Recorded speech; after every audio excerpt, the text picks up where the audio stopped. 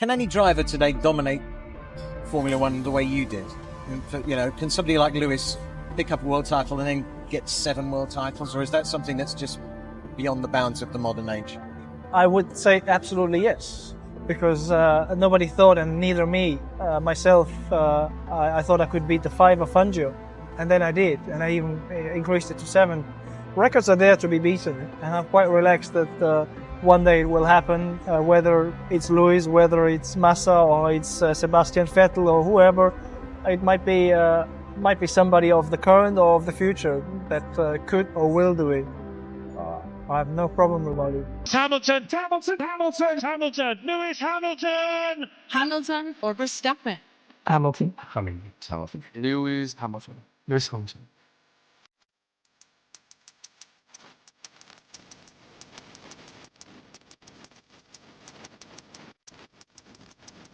Michael Schumacher broke his silence and sent a message about Lewis Hamilton that shocked the entire Formula One world. What the 7-time world champion said would go on to look almost prophetic, and years later, his own son would carry that same message forward in one of the most emotional moments this sport has ever seen. Have to recognise that this is your 91st victory. You equal Michael Schumacher in that achievement, and we have something that I think will be fitting of recognising this special moment. So if you look to your left, Mick Schumacher, Michael's son, is going to present you with one of Michael's helmets. Thank you so much. Congratulations, and this is from behalf of all of us.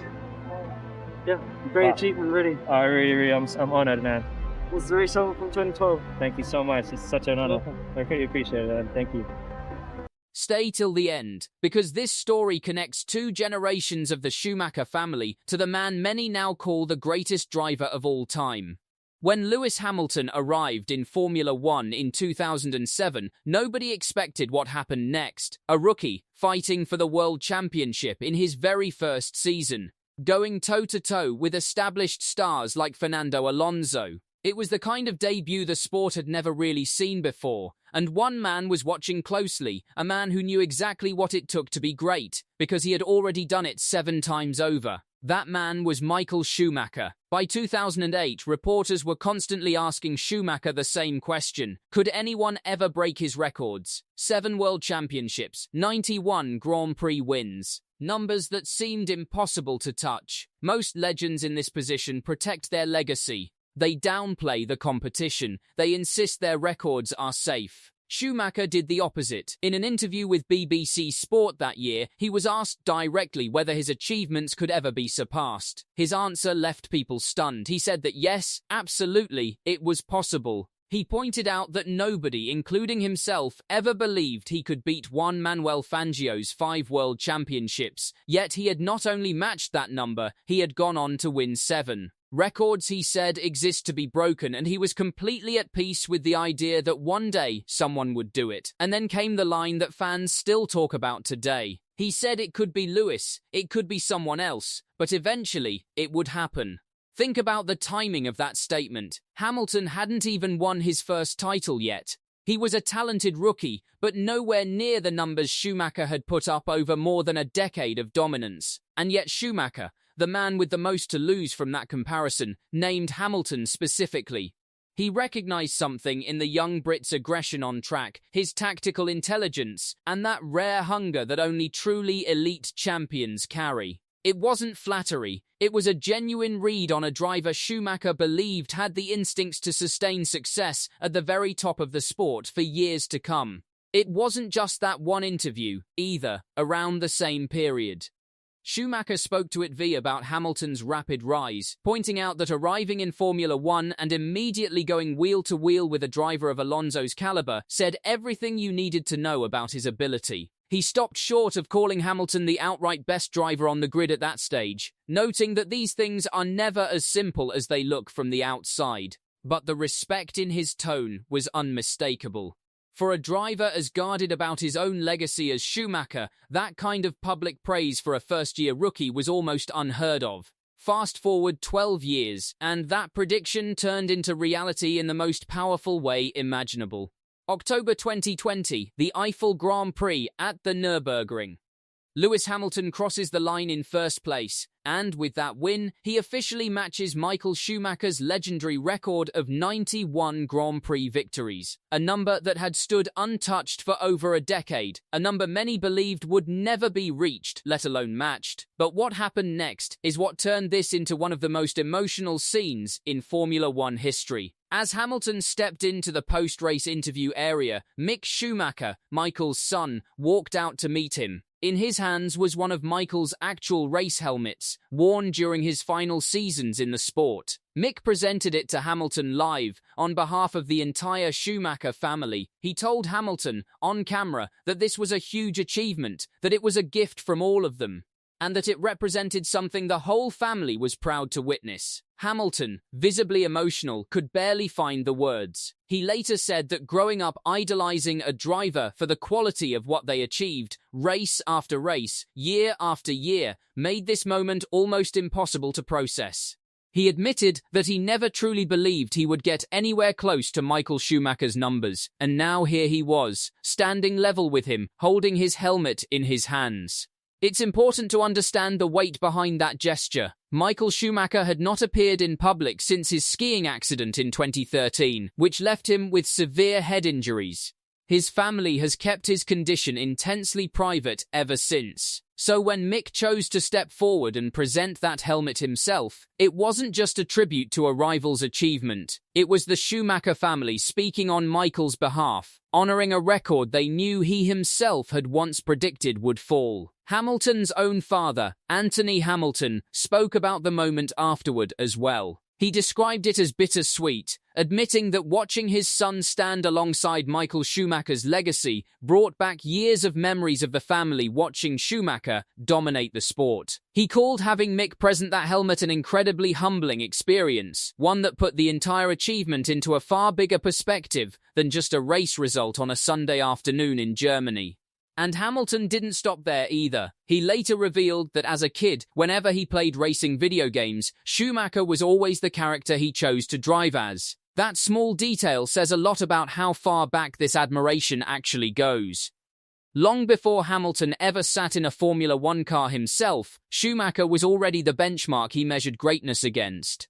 So to be standing on the same 91 win tally, holding one of his childhood heroes' actual race helmets, wasn't just a professional milestone, it was something much more personal. This wasn't a one-off moment, either. The respect between the two camps has continued well beyond that night at the Nürburgring. Mick Schumacher went on to work closely alongside Hamilton at Mercedes, spending time in the same garage, around the same simulators, and inside the same championship-winning environment that Hamilton helped build over the years. Those close to the team have described Hamilton's approach to his craft, his attention to the smallest technical details, and his willingness to work collaboratively with everyone around him as a defining reason behind his sustained success. It's the kind of environment that left an impression on a young driver carrying his own father's legacy into the same sport. Worth noting, some of the more specific quotes attributed to Mick about those private Mercedes sessions haven't been independently confirmed, so we're not going to put exact words in his mouth here.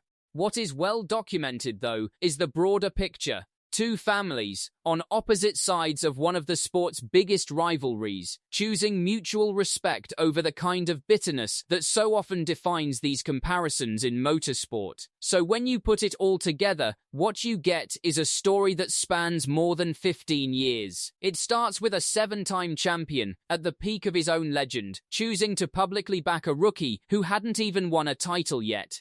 It continues with that same champion's son, presenting a piece of his father's history to the man who matched his record, in a moment raw enough to leave both of them speechless. And it carries on today. In the mutual respect that still exists between the Schumacher name and Lewis Hamilton, two of the greatest to ever get behind the wheel. Two families connected by one shared record, and a prediction made in 2008 that turned out to be exactly right. What do you think this moment means for how we should remember both of these legends? Let us know in the comments below, and if you enjoyed this story, make sure to like this video and subscribe for more in-depth Formula One content. Thanks for watching. And I suppose, well, what the Tifosi think of him. Well, everybody's so excited, and it actually surprised all of us, even us from Sky Italy. I mean, people have been here since 5 a.m, waiting here, keeping their place, and it's just been a really good atmosphere, like a party.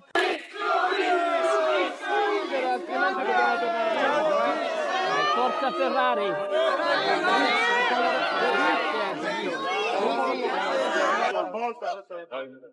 You hiding or you coming out? I've been waiting for this day forever. Vicky Piria has broken her silence on Lewis Hamilton, and what she's revealed has the F1 world talking. Because, according to Piria, there's a detail about Hamilton's Ferrari journey that most fans have completely missed. It's not always Lewis who needs the car. Sometimes the car needs Lewis. And this isn't just a theory, Piria saw it from the very beginning. During Hamilton's first Ferrari test at Fiorano, he didn't simply climb into the cockpit and complete routine installation laps. He immediately started experimenting, working through the car's electronic differential, adjusting brake balance, and searching for the exact setup that would allow him to extract more from the machine. That's what makes Hamilton different. His victories have never been simply about having the fastest car on the grid. They're about his ability to understand a car, adapt it to his driving style, find its limits, and make it work for him. And according to Piria, that instinct, that almost obsessive need to understand and control every detail of an F1 car, is precisely what makes Hamilton so dangerous when everything finally clicks into place. But there's another side to Hamilton's Ferrari story that Piria witnessed as well, a side that became impossible to ignore when the results didn't come as quickly as expected. So today, we're breaking down the full story, from that freezing, foggy morning at Fiorano, through the darkest days of his Ferrari slump, all the way to the redemption in Barcelona that silenced his critics. Let's get into it. From the beginning, let's rewind to January 22nd, 2025. Hamilton steps into Ferrari's Maranello headquarters for the first time, as their driver and fans had been camped outside since 5 a.m. just to catch a glimpse. That's the kind of moment this was. Two of the biggest names in Formula One history, finally under one roof. A few hours later, Hamilton was out at the Fiorano test track behind the wheel of a 2023 spec Ferrari, wearing his familiar number 44, with a brand new yellow helmet design carrying Ferrari's prancing horse. The conditions were brutal cold, damp, barely 4 degrees, but around 1,000 spectators still packed onto a nearby bridge to watch. And this is where Piria's read on Hamilton really stood out. Speaking from trackside, she made a point of saying he wasn't just going through the motions, he wasn't ticking off procedural installation laps like a driver easing himself in gently. He was actively experimenting, working the steering